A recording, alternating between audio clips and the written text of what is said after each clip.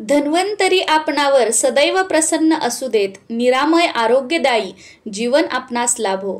धनवर्षाव आपणाकडे अखंडित हो. ही दिवाळी आपणास व आपल्या कुटुंबास आनंदाची आणि भरभराटीची जाओ.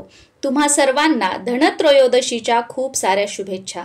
नमस्कार सर्वांना, मी प्रांजली. या व्हिडिओमध्ये मी तुमच्यासोबत अतिशय साध्या व सोप्या पद्धतीने धनत्रयोदशीची पूजा मांडणी कशी करायची, धनत्रयोदशीच्या पूजेसाठी काय काय साहित्य आपल्याला लागणार आहे, अतिशय साध्या सोप्या पण पारंपरिक पद्धतीने मंत्रासहित धनत्रयोदशीची पूजा कशी करायची आहे, त्याचबरोबर पूजा करण्याची योग्य वेळ म्हणजेच शुभ मुहूर्त. अपमृत्यू टाळण्यासाठी धनत्रयोदशीच्या दिवशी यमदीपक सुद्धा लावला जातो. तर हा यमदीपक लावण्याची योग्य वेळ कोणती आहे, हा यमदीपक कधी, कसा व कुठे लावायचा आहे, यमदीपक लावण्यासाठी तेल कोणतं वापरायचं आहे, यमदीपक लावण्यासाठी वात कोणती वापरायची आहे, फुलवात वापरायची आहे की लांबवात वापरायची आहे, किती वाती वापरायच्या आहेत, त्याचबरोबर दुसऱ्या दिवशी या यमदीपकाचं विसर्जन कसं करायचं आहे. या दिवशी 13 दिवे लावण्याची सुद्धा प्रथा आहे. तर हे 13 दिवे कधी, कसे व कुठे लावायचे आहेत अशी सगळी माहिती मी तुमच्यासोबत शेअर करणार आहे. त्यामुळे हा व्हिडिओ पूर्ण व शेवटपर्यंत नक्की बघा. तुमच्या सर्व प्रश्नांची उत्तरं तुम्हाला मिळून जातील. यावर्षी 18 ऑक्टोबर 2025 वार शनिवार या दिवशी धनत्रयोदशी आलेली आहे. या दिवशी धन्वंतरी देवतेचं पूजन केलं जातं. त्याचबरोबर माता लक्ष्मीचं, भगवान कुबेरांसह व धनधान्याचं सुद्धा पूजन केलं जातं. धनत्रयोदशी हा सण धन्वंतरीच्या जन्मोत्सवाशी संबंधित आहे आणि या दिवशी त्यांची विशेष पूजा केली जाते. या दिवशी धन्वंतरीची पूजा केल्याने आरोग्य आणि संपत्तीचा आशीर्वाद मिळतो असं म्हटलं जातं. भगवान धन्वंतरी हे आयुर्वेदाचे देव आहेत आणि भगवान विष्णूंचा अवतार आहेत. समुद्रमंथनातून अमृत आणि आयुर्वेदाचे ज्ञान घेऊन ते अवतरले. त्यामुळे त्यांना देवांचे वैद्य म्हणतात आणि आरोग्यासाठी त्यांची पूजा केली जाते. देव आणि दानवांनी केलेल्या समुद्रमंथनाच्या वेळी धन्वंतरी देवतेचा जन्म झाला. त्यांच्या हातात अमृताने भरलेला एक कलश आहे. धन्वंतरी देवतेला आयुर्वेदाचे जनक मानले जाते आणि ते आरोग्याचे देव आहेत. त्यांच्या हातात असलेले शंख, चक्र, जळू म्हणजेच औषधी आणि अमृताचा कलश हे सर्व रोगांवरचे उपाय दर्शवतात. त्यांच्या पूजनाने वर्षभर आपले आरोग्य चांगले राहते आणि अनेक रोगांपासून आपल्याला व आपल्या कुटुंबियांना मुक्ती मिळते असं म्हटलं जातं. म्हणूनच धनत्रयोदशीच्या दिवशी धन्वंतरी देवतेचं अवश्य पूजन करावं. पूजेसाठी एखादा चौरंग किंवा पाट मांडून घ्यायचा आहे. त्यावर वस्त्र अंथरून घ्यायचं. धन्वंतरी देवतेचा तुमच्याकडे फोटो असेल तर तो स्वच्छ पुसून घ्यायचा, त्यांना गंध लावायचं. हार असेल तर तो घालून घ्यायचा आणि भिंतीला टेकून त्या चौरंगावर किंवा पाटावर हा फोटो ठेवायचा आहे. त्यानंतर कलश स्थापनेसाठी एक तांब्याचा तांब्या घ्यायचा. कुंकवाने त्यावर स्वास्तिक काढायचं. 5 उभ्या रेषा ओढून घ्यायच्या खालून वरी आणि तो तांब्या कलश स्थापनेसाठी वापरायचा. कोणत्याही पूजेची सुरुवात आपण दीपपूजनाने करत असतो. त्यामुळे सर्वप्रथम एक तेलाचा दिवा आणि एक तुपाचा दिवा लावून घ्यायचा. दिवा कधीही डायरेक्ट चौरंगावर, पाटावर किंवा जमिनीवर ठेवायचा नसतो. दिव्याला नेहमी अक्षतांचं आसन द्यायचं असतं. थोड्याशा अक्षता टाकायच्या, त्यावर हळद कुंकू अर्पण करून घ्यायचं आणि त्यावर दिवा ठेवायचा आहे. दीप प्रज्वलित करून घ्यायचा आणि त्यानंतर दिव्याचं पूजन करायचं आहे. श्री दीपदेवताभ्यो नमः. हे दीपदेवता, मी तुम्हाला हळद, कुंकू, अक्षदा, फूल अर्पण करत आहे असं म्हणायचं व दिव्याला नमस्कार करून पूजनाला सुरुवात करायची आहे. पूजेला सुरुवात करण्यापूर्वी आचमन आणि संकल्प करायचा आहे. आचमनाने आपल्या मनाची व शरीराची शुद्धी होते. तसेच संकल्पाने आपली पूजा सुफळ संपूर्ण होते. पूजा सिद्धीस जाते व पूजेचे संपूर्ण पुण्यफळ आपल्याला मिळते. आचमन करण्यासाठी एक ताम्हण घ्यायचं. आपल्या उजव्या हातात डाव्या हाताने पाणी घ्यायचं आणि म्हणायचं ओम केशवाय नमः व ते पाणी पिऊन घ्यायचं. परत दुसऱ्या वेळेस उजव्या हातावर पाणी घ्यायचं. त्यावेळी म्हणायचं ओम नारायणाय नमः आणि ते पाणी पिऊन घ्यायचं. परत तिसऱ्या वेळेस उजव्या हातावर पाणी घ्यायचं आणि म्हणायचं ओम माधवाय नमः आणि ते पाणी पिऊन घ्यायचं. परत चौथ्या वेळेस उजव्या हातावर पाणी घ्यायचं, ओम गोविंदाय नमः म्हणायचं आणि ते पाणी ताम्हणामध्ये सोडायचं आहे. नंतर संकल्प करायचा. संकल्प करण्यासाठी उजव्या हातात थोडंसं पाणी घ्यायचं. त्यामध्ये हळद, कुंकू, अक्षदा टाकायच्या, फूल टाकायचं आणि आपलं पूर्ण नाव व गोत्राचा उच्चार करायचा. गोत्र माहीत नसेल तर काश्यप गोत्र म्हणायचं व त्या दिवशीची तारीख आणि वार याचाही उल्लेख करायचा. जसं की मी तुमचं पूर्ण नाव, तुमचं गोत्र, त्या दिवशीची तारीख, त्या दिवशीचा वार. दिवाळी धनत्रयोदशी निमित्त माझ्या घरामध्ये धन्वंतरी देवतेचं, माता लक्ष्मीचं, कुबेर भगवानांचं पूजन करत आहे. मला व माझ्या परिवाराला उत्तम आरोग्य व दीर्घ आयुष्य लाभावं, तसेच माता लक्ष्मीची, भगवान कुबेरांची आमच्यावर कृपा होऊन आमच्या घरात सुख, शांती, समृद्धी, ऐश्वर्य, कुटुंबामध्ये एकोपा नांदावा यासाठी ही पूजा करत आहे आणि हातातलं पाणी ताम्हणामध्ये सोडायचं आहे. गणपती बाप्पा, माता लक्ष्मी आणि धन्वंतरी देवतेला आसन देण्यासाठी 2 एकत्रितपणे विड्याची पानं घ्यायची, ती आपल्या डाव्या हाताला ठेवायची आहेत. परत 2 पानं घ्यायची, ती मध्यभागी ठेवायची. परत 2 पानं घ्यायची, ती आपल्या उजव्या हाताला ठेवायची आहेत. या 3ही विड्याच्या पानांवरती थोड्याशा अक्षदा ठेवायच्या आहेत. बरेच जण काय करतात, एक सिंगल विड्याचं पान ठेवतात. पण आमच्याकडे असं म्हटलं जातं की पूजेमध्ये सिंगल विड्याचं पान कधीच ठेवायचं नाही. एकावर एक 2 अशीच विड्याची पानं ठेवायची.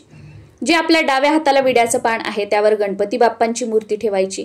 जे मधलं विड्याचं पान आहे त्यावर माता लक्ष्मीची तुमच्याकडे मूर्ती असेल तर ती ठेवायची किंवा श्रीयंत्र असेल तर ते ठेवायचं.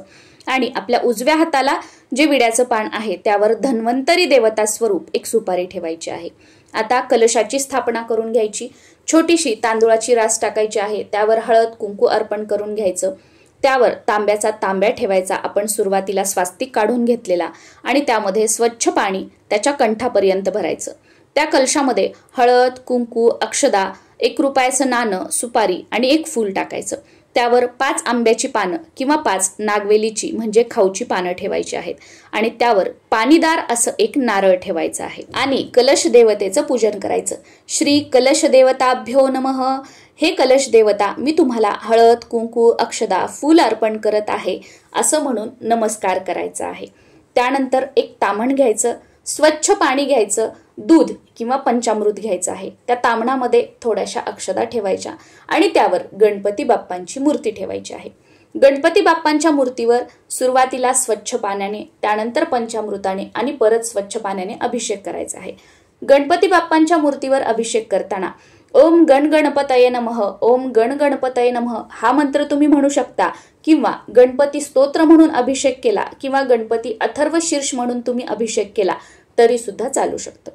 अभिषेक झाल्यानंतर गणपती बाप्पांची मूर्ती उचलायची, स्वच्छ पुसून घ्यायची, त्या विड्याच्या पानावर ठेवायची आणि पूजन करायचं. श्री महागणपतये नमः.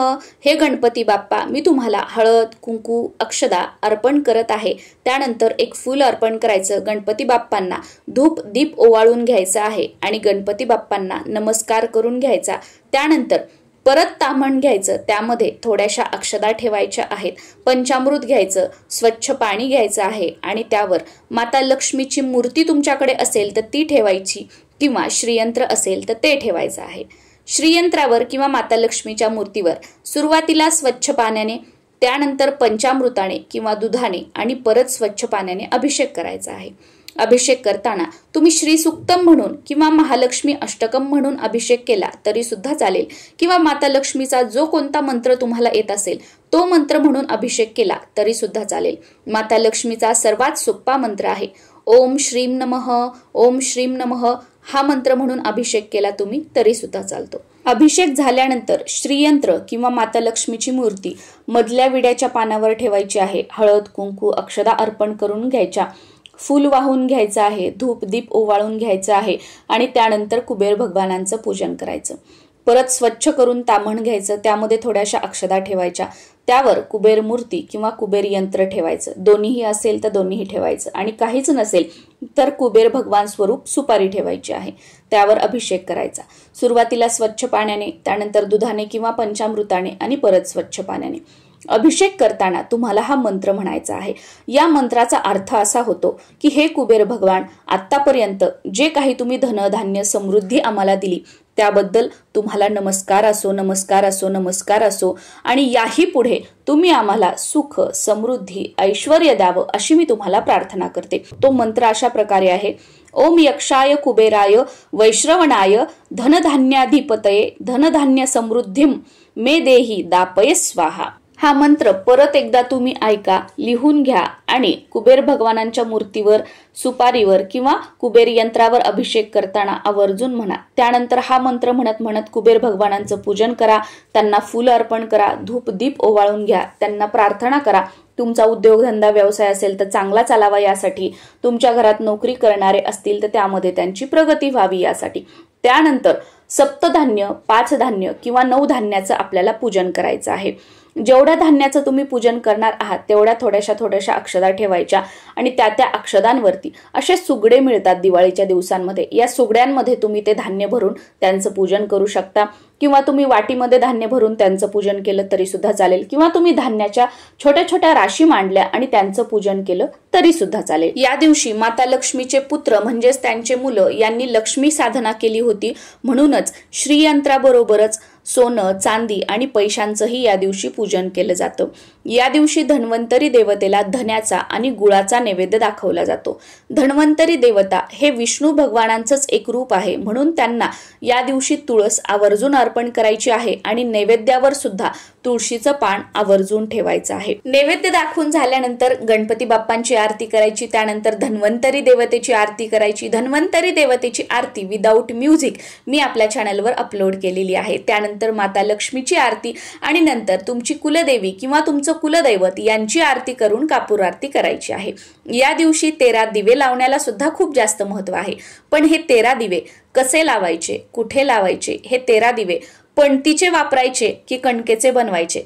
कणकेचे दिवे बनवताना ते किती मुखी बनवायचे, त्यामध्ये मीठ टाकायचं का, हळद टाकायची का, कोणतं तेल वापरायचं की तुपाचे लावायचे, कोणती वात वापरायची, असे खूप सारे प्रश्न या 13 दिव्यांबद्दल आहेत. त्यामुळे यासाठी मी एक सेपरेट व्हिडिओ बनवलेला आहे, तो तुम्ही बघू शकता.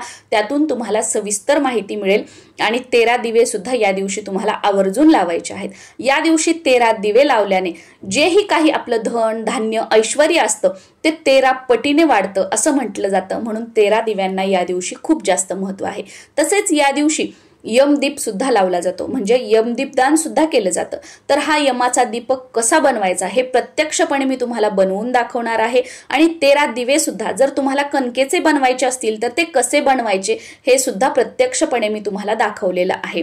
तर यमदीप कसा लावायचा, कुठे लावायचा, त्याचे काय नियम आहेत, दुसऱ्या दिवशी या यमदीपकाचं काय करायचं, अशी सगळी माहिती असणारा व्हिडिओ सुद्धा मी तुमच्यासोबत शेअर केलेला आहे. तो व्हिडिओ तुम्ही बघू शकता, त्यातून तुम्हाला सविस्तर माहिती मिळेल.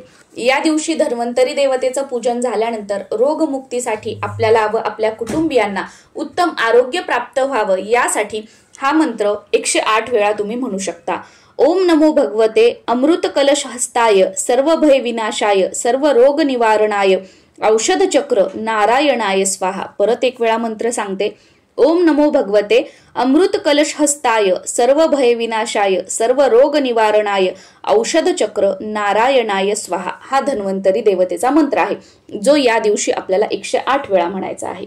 त्यानंतर विष्णू सहस्त्रनाम 1 वेळा म्हणायचा आहे, रामरक्षा 1 वेळा म्हणायचे आहे, गीतेचा 15वा अध्याय वाचायचा आहे 1 वेळा, महामृत्युंजय मंत्र 1 वेळा म्हणायचा आहे किंवा 108 वेळा सुद्धा तुम्ही म्हणू शकता. आणि त्यानंतर कालभैरवाष्टकम 1 वेळा आपल्याला म्हणायचं आहे. जशी आपण स्तोत्र मंत्रासहित विधिवत धनत्रयोदशीची पूजा केली, त्याचप्रमाणे स्तोत्र मंत्रासहित विधिवत धनत्रयोदशीची उत्तर पूजा कशी करावी हा व्हिडिओ सुद्धा मी तुमच्यासोबत शेअर केलेला आहे. तो व्हिडिओ तुम्ही बघू शकता आणि त्यानुसार उत्तर पूजा करू शकता.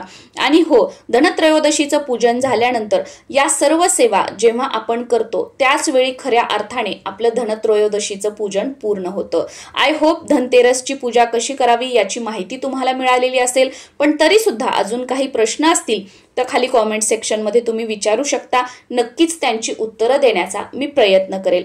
परत एकदा तुम्हा सर्वांना धनत्रयोदशीच्या आणि दिवाळीच्या खूप साऱ्या शुभेच्छा आणि नमस्कार.